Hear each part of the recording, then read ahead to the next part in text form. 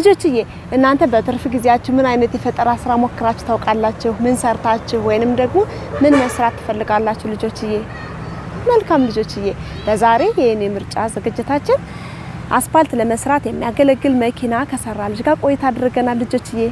መኪናው ምን ነገሮችን ተጠቅሞ ሰራው፣ በተጨማሪ ደግሞ አሁን ላይ አገልግሎት ላይ ካሉት መኪኖች ምን ይለየዋል የሚለውን ደግሞ የኔ ምርጫን ስትከታተሉ ታገኙታላችሁ ልጆችዬ። የኔ ምርጫን ተከታተሉ እንመለስ።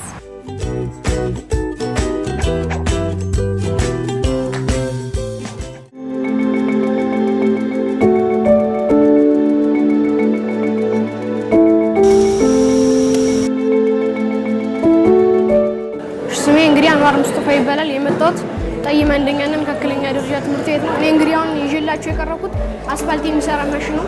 እንግዲህ ይሄ አስፋልት የሚሰራ ማሽን አስፋልት በሚሰራበት ሰዓት በጣም ብዙ ማሽኖች ሊመጡ ይችላሉ። በሚመጡበት ሰዓት ደግሞ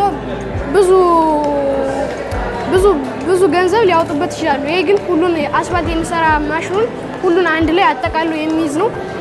ይሄ ማሽን እንግዲህ ሁሉን በአንድ ላይ ራሱ አስፋልት የሚሰራውን በሙላ አንድ ላይ የሚሰራ ነው። አሁን በመጀመሪያ ዝቅ ይላል። ከዝቅ በኋላ ከዚህ ላይ ቢቱሜን እና ጠጠሮች አሸዎች አሉ። ይሄን በዚህ ያብሳል። ቢቱሜን እና ጠጠሮች ካፈሰ በኋላ ወደ ላይ ይነሳል። አረገ በኋላ በሚያረግበት ሰዓት ከዚህ ላይ ይደፋል። ከዚህ ላይ እስከተደፋ በኋላ ደግሞ ወደ ስተንኳሎ ከዚህ ውስጥ ይገባል። ከዚህ ውስጥ ከገባ በኋላ ከስር ማሞቂያ ያለው በ150 ዲግሪ ሴልሺየስ ሙቀት ከስር ያሞቋል። ከዛ ቢቱሜንና ጠጠሮችን ቢቱሜን ማለት ከነዳጅ የሚወጣ ጥቁር ማላጠቂያ ነገር የሚመስል ነገር ነው። ከዛ ያ በሚተከተክበት ሰዓት ጠጠሮችና አሸዋዎችን በደንብ ያያይዟል። ካያይዙ በኋላ ደግሞ ወደዚህ በዚህ ይገለብጧል። በዚህ ከገለበጡ በኋላ በዚህ ያወጣል ማለት ነው። በዚህ ካወጣው በኋላ ደግሞ ከዚህ ላይ ማለስለሻ አለው። ማለስለሻው ደግሞ በሚሄድበት ሰዓት እያለሰለሰው ይሄዳል ማለት ነው።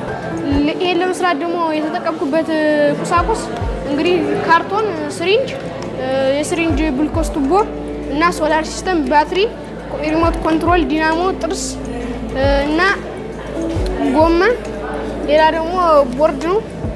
እነዚህን ተጠቅሜያለሁ።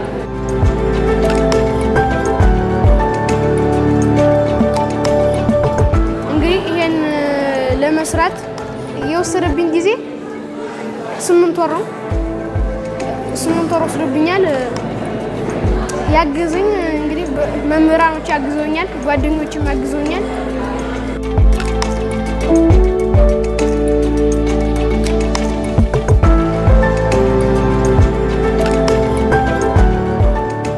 ይሄን የፈጠራ ስራ ስራ ከትምህርቴ ጋር እንዳይጋጭ በጊዜ ነው። እንግዲህ የምሰራው እኔም ቅዳሜና እሁድ ነው። ከሰኞ እስከ ዓርብ ትምህርት እማራለሁ። ቅዳሜና እሁድ ደግሞ እሰራለሁ።